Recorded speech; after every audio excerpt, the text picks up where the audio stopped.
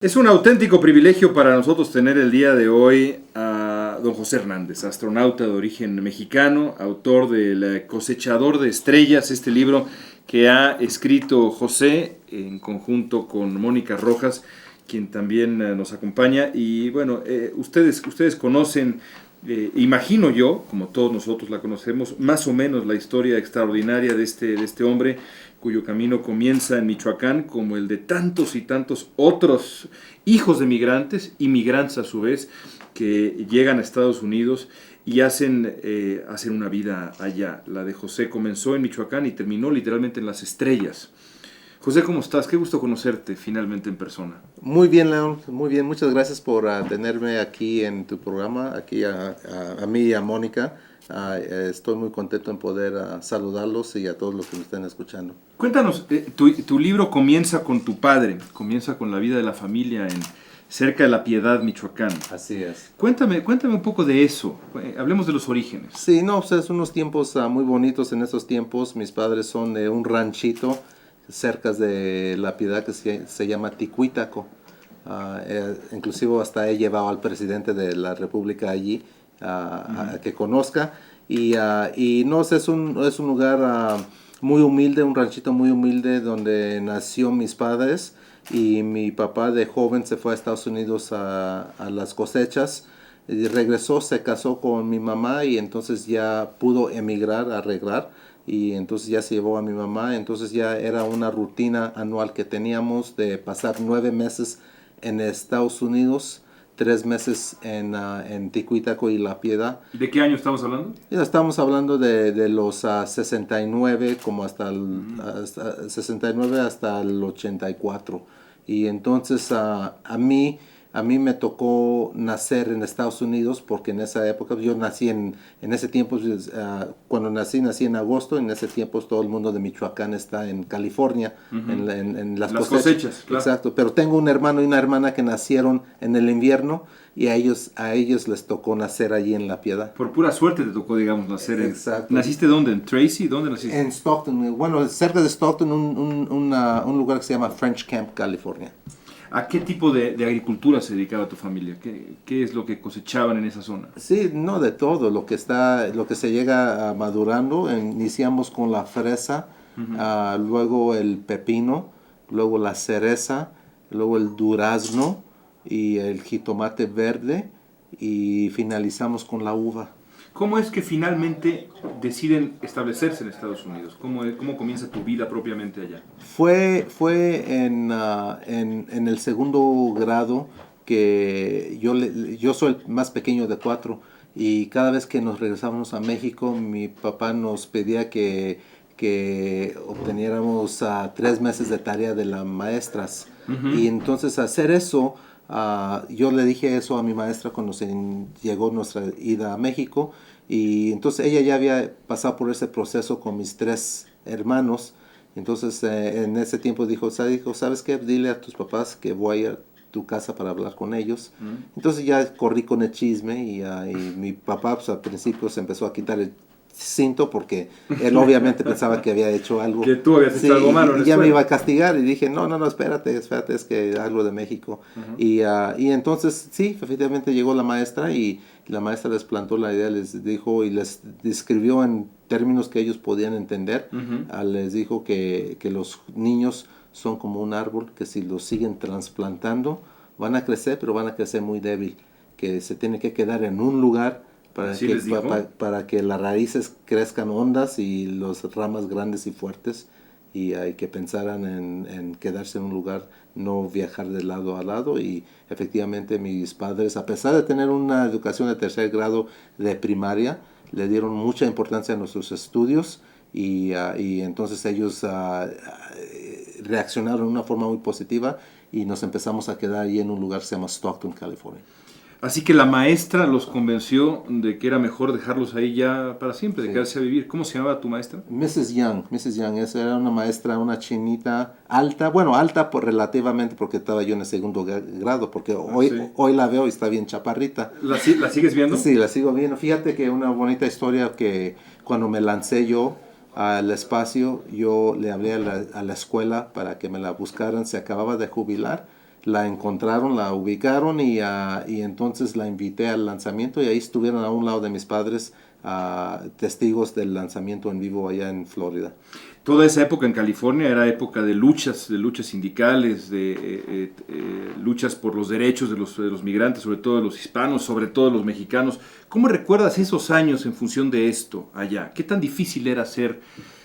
Tú eras estadounidense de nacimiento, pero aún así, vaya, tus padres eran mexicanos, Sí. etcétera. ¿Qué tan difícil era? Fíjate que eran bastante difíciles, pero fíjate lo que pasaba es que nosotros no sabíamos otra cosa. O sea, nosotros sabíamos que íbamos a México, nos quedábamos 3 meses con mis abuelos, de mis papás en La Piedad, mis abuelos de mi mamá en Ticuitaco, y bien alegre, tiempos muy bonitos, son los tiempos más bonitos los recuerdos más bonitos que tengo. Y sí, veníamos a Estados Unidos y trabajábamos duro. Pero pues, yo crecí así y yo pensé que pues, eso era la ¿Una vida. infancia feliz? ¿La recuerdas como Sí, infancia sí, feliz? sí, una infancia feliz. No teníamos muchas cosas, muchos juguetes, no, en muchos recursos, no, muy humildes, pero una familia con mucho calor. ¿Cuál fue el primer momento difícil de tu vida? Que recuerdas, en ese momento sí me di cuenta que la vida no era tan fácil. Yo creo que cuando uno empieza a crecer y uno nota las diferencias entre la sociedad, pero cuando te la cantan enfrente de ti, es cuando uno lo siente un poco difícil, ¿verdad? Y uno dice, bueno, pero ¿por qué actúa? ¿Pero por qué hay gente mala? ¿Por qué discrimina? ¿O por qué hay gente así? Pero lo bueno es que mis papás, yo creo que hubieran sido buenos psicólogos si hubieran estudiado, porque nomás tienen una educación de 3er grado de primaria. Pero mi mamá siempre tenía un dicho, dijo que cuando nos encontramos en tiempos difíciles así, que uno debe de matarlos con el amor. O sea, no responderles en una forma negativa, sino demostrarles qué tipo de ser humano es uno, cómo trabaja uno duro y que Responder con trabajo y con... tarde o temprano te los vas a ganar. Y efectivamente así es. 99% de la gente así es. Ya cuando ellos ven que, caray, pues este no vino para crear bronca o pelear o decir que es mexicano, sino que él nomás viene a trabajar. Y ya te ganas el respeto de ellos. Bueno, estábamos hablando de segundo de primaria, más o menos, cuando tenía 7, 8 años. Brinquemos 10 años, cuando decides estudiar una carrera y demás. Cuéntame de esa época de tu vida. Bueno, pues en ese tiempo yo ya sabía que quería ser astronauta porque también tenía 9 años cuando primeramente se me llegó las ganas de ser astronauta. Teníamos una televisión blanca y negra y estaban televisando el último vuelo de Apolo. Estaban haciendo las caminatas en la luna y yo recuerdo ver esas imágenes. Pero a todos se nos ocurre alguna vez, Sí. Luego crecemos y nos damos cuenta de que es muy difícil. A ti no se te quitó el amor. No, fíjate que mis papás alimentaron ese sueño. Con ellos fue los únicos que compartí ese sueño y les dije, y entonces ellos me sentaron en la mesa de la cocina donde me hacían hacer la tarea cada día. Y entonces me dijeron, ¿con qué quieres ser astronauta? Y les dije, sí. Y ellos dijeron, bueno, te vamos a dar la receta para que logres tu sueño. Yo dije, caray, yo bien interesado. ¿Cuál es? Bueno, aquí están los ingredientes, muy simples. Dijo, primero tienes que definir qué es lo que quieres hacer. Dije, no, pues astronauta. Ya casi estoy ahí, entonces dije, sí. Digo, no, espérate. Es apenas el paso 1. Luego tienes que saber dónde estás, reconocer dónde estás y crearte un mapa, una ruta con los pasos necesarios a llegar a tu meta sin brincarte escalones. Tienes que seguir todos esos pasos. Respetar cada paso. Exacto. Y luego tienes que echarle ganas al trabajo. Sabes que no te tienes que tener miedo al trabajo, tienes que tener una ética de trabajo que le vas a dar el 110% todo el tiempo. Y luego también tienes que tener corazón, o sea, tener ganas. O sea, hacerlo no porque tu mamá quiere que lo hagas, no porque tu papá que yo quiero que lo hagas, sino que porque tú quieres hacerlo. Tiene que ser tu sueño. Y luego tienes que tener perseverancia y finalmente tienes que obtener una buena educación, porque sin la educación no vas a lograr nada. Entonces me dijeron, mezclas todos esos ingredientes Y vas a ser astronauta. y esa es la receta para ser astronauta o lo que tú quieras en la vida. Claro. Entonces en el libro lo comparto esa receta en el libro porque creo que eso es válido donde esté uno, esté aquí uno en México, en la China, en la India o en Estados Unidos, esa receta funciona. Fíjate que, es decir, retirándonos un poco de tu historia, cuando uno de pronto dialoga con los amigos, con la gente en general, en este ánimo de desesperanza que de pronto hay ahora, la respuesta que uno encuentra generalmente es pesimista, es decir, es muy difícil encontrar una manera de sobresalir. Por más que uno haga, México es un país de conocidos, no de conocimiento. Tú creciste en Estados Unidos, que en efecto es otro país, pero todos somos seres humanos. Sí. Esta receta que nos compartes, ¿estás convencido que aplica para cualquier meta? Así es. Yo estoy convencido en que aplica para cualquier meta, porque yo lo que siempre creo que lo importante de llegar a una meta o tratar de llegar a una meta es el proceso de llegar, el camino, el viaje a esa meta. Porque muchas veces uno se pone a una meta y a medio camino se les presenta otras oportunidades, entonces cambian de meta. Dicen, no, yo mejor me voy por... Y eso está bien, pero es el proceso el que lo disfruta uno más, no es en actualidad en llegar en esa meta, porque si te lo pones por enfrente vas a hacer otras cosas en tu vida que te va a acercar, tal vez no la llegues, pero te preparas mucho más mejor para llegar a otras metas. Entonces, ¿Qué estudiaste? Es decir, ¿qué estudia uno para ser astronauta? mira, para ser astronauta, tiene que estudiar uno una carrera técnica. O sea, yo estudié... ¿Tú eres ingeniero? Yo soy ingeniero, pero uno puede ser un geólogo, un físico, de química, puede ser química, o hasta medicina. Uno puede ser doctor, porque también doctores tenemos astronautas. Entonces el proceso es, ¿estudiaste ingeniería? ¿Te graduaste ingeniero en dónde? Me gradué de la Universidad de Pacific en Stockton, California, y luego mis estudios posgrados fueron en la Universidad de California en Santa Bárbara. Después de ahí, ¿cómo entraste a NASA? No, o sea, lo que pasa es que uno tiene que tener como 5 años de experiencia antes de meter solicitud. Yo trabajé en el Departamento de Energía y luego empecé a llenar la solicitud. Y aquí es donde viene el ingrediente de la perseverancia que me dijo mi papá. Yo duré no 1 año, 2, ni 3, ni 4 en ingresarme a la NASA. NASA me rechazó 11 veces antes de que me aceptaran como astronauta. 11 veces. 11 veces. Y 12 veces pediste y a la 12ª te aceptaron. Exacto. A la 12ª me aceptaron y yo pues, feliz de la vida. Cuando recibiste esa carta o esa llamada, ¿qué sentiste? No, o sea, algo... La respuesta del sí, digamos. No, o sea, es algo como que se ganó uno la lotería. Dije, finalmente voy a ser astronauta, tantos esfuerzos que he hecho.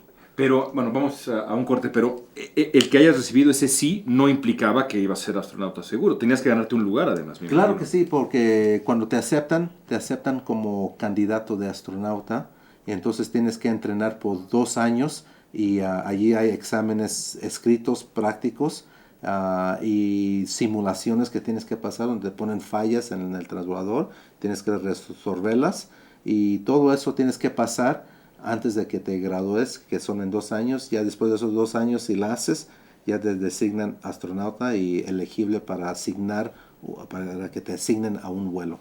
Bueno, vamos a hablar de eso y mucho más con José Hernández, y bueno, hablaremos también de su futuro, porque ahora va al mundo de la política, y vaya que hace falta en Estados Unidos gente como él para dar la batalla ahora. Regresamos, 51 668 900 01800 718 1414.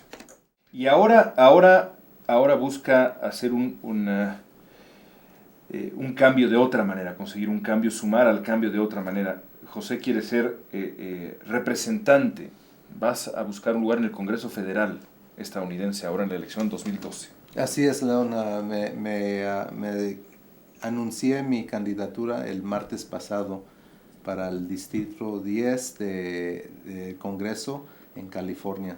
Entonces vamos a tener una campaña muy difícil, pero creo que la vamos a poder ganar. ¿Cómo llegaste a la conclusión de que querías meterte en la política? Mira, yo siempre he pensado que cuando uno tiene la oportunidad de hacer una diferencia, porque yo soy uno de los primeros que me quejo cuando no están haciendo bien el trabajo, por ejemplo, el Congreso, que no han hecho mucho por razones políticas de los partidos que no se apoyan uno al otro. Yo soy el primero para criticarlos y yo dije, bueno, yo creo que ya es basta de nomás criticar y no hacer nada. Y entonces llegó esta oportunidad que me empezaron a preguntar los del Partido Demócrata a nivel nacional que si estaba interesado. Y en una reunión que tuve con Obama también él me dijo que me debía... Entra a la política. Sí, sí, me dijo muy claramente, me dijo, mira, estamos agradecidos por tu servicio a Estados Unidos en forma de astronauta y entiendo que ya estás en el sector privado ganando buen dinero, pero te pido que consideres entrar, que te lances como candidato para que puedas servir a tu país en una forma muy distinta, pero igual de importante. Y entonces yo lo estoy viendo como una gran oportunidad para poder ayudar a nuestra gente latina allí en ese distrito. Dices ayudar a la gente latina en el distrito, pero cuando pensamos en el trato que están recibiendo sobre todo los indocumentados, y hay tantas historias como la tuya, claro, tú naciste en Estados Unidos y por ejemplo los muchachos que están ahora tratando de que se apruebe el DREAM Act, que se aprobó en California, pero a nivel federal no. Tienen historias también parecidas a la tuya, porque tú, aunque no hubieras nacido en Estados Unidos, hubieras nacido en México, básicamente creciste en Estados Unidos, en muchos sentidos eres mucho más estadounidense que mexicano. ¿Ves con preocupación esta marea, digamos, de nuevo prejuicio, los candidatos republicanos ahora hablando incluso de permitir, digamos, que se dispare con balas de verdad, decía uno de ellos el fin de semana, en la frontera, electrificar toda la cerca en la frontera? ¿Lo ves con preocupación? Sí, yo lo que estoy viendo es que mucha gente, por razones de la economía, están perdiendo la esperanza de poder lograr sus metas, el sueño americano que le dicen, ¿verdad? Están perdiendo esas esperanzas. Entonces, yo lo que estoy tratando de hacer es tratar de hacerles llegar esas esperanzas de nuevo, decir, oye, sí se puede llegar si uno nomás, por ejemplo, hablando del libro, siguen la receta que puse en el libro de mis padres. Pero yo creo que sí, hay muchos problemas que se tienen que arreglar en Estados Unidos. Yo no soy experto en reforma migratoria, así que yo no puedo decir, ¿sabes qué? Pues esta es la solución. Pero lo que sí puedo hacer es, puedo poner ese asunto enfrente, en la agenda enfrente, para que se pueda discutir y podamos llegar a un acuerdo, a una solución que sea justa, ¿verdad? Porque hay que reconocer que cuando hay más de 10 millones de indocumentados en un país trabajando, pues Algo está mal, ¿no? algo está mal, y entonces hay que reconocerlo. Es el primer paso, reconocer, pero y ya todavía no se ha reconocido. Entonces ya cuando se reconozca eso, entonces hay que llegar a una solución. Y entonces eso es lo que vamos a tener que hacer. ¿Sientes que Obama le ha quedado a deber a los hispanos, que lo apoyaron tanto en la elección del 2008? Mira, yo creo que yo conozco la política y no queda nomás en las manos de Obama, sino queda en las manos del Congreso. Entonces por eso es que yo creo que ya es tiempo de que gente decente que realmente quiere hacer la cosa correcta en el Congreso, que no se lleven por intereses especiales, que entren al Congreso para ayudar a hacer ese cambio. Entonces yo estoy poniendo mi granito. Voy a ser uno de 435, pero espero que al escuchar mi candidatura, la gente por todo el país digan, oye, si él se va a animar y lanzarse, ¿por qué yo no? Y entonces así ponemos gente que realmente quiere hacer lo correcto. Yo siempre digo que lo que siempre digo es, mucha gente dice, oye, pues, ¿cómo vas a hacerlo tú y todo eso? Yo digo, mira, los congresistas, la mayoría de ellos son abogados, ¿no? Estudian ley. ¿Y por qué se le paga a un abogado? Piénsalo bien. Se le paga por alegar, litigate, ¿no? Para alegar. Y yo soy ingeniero. Te pagan por hacer. ¿Por qué me pagan a mí? Para solucionar problemas. Así es. Y entonces esa es la mentalidad que voy a llevar al Congreso. Hacer las cosas. Hacer las cosas y solucionar los problemas. Sería interesante averiguar en ambos congresos, en México y en Estados Unidos, cuántos ingenieros hay. Te aseguro que hay poquísimos. Déjame preguntarte por último algo, además de también preguntarle algo a Mónica. ¿Y México? Cuando ves a México ahora, cuando regresas de pronto a Michoacán, cuando vienes como has venido ahora, cuando lees los diarios, ¿qué te preocupa del país? Mira, desgraciadamente los medios se enfocan en las noticias negativas.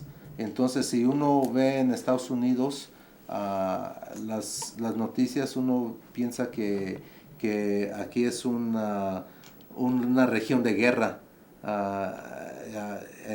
Aquí porque todo lo que enseñan es las matanzas y las cosas feas, pero caray, nunca enseñan lo que cuando un estudiante hace un logro magnífico, cuando lo aceptan en una universidad, terminan su carrera o están haciendo un estudio de desarrollo. Por cada cosa mala, yo te aseguro, Leo, que hay 10 cosas buenas aquí en México.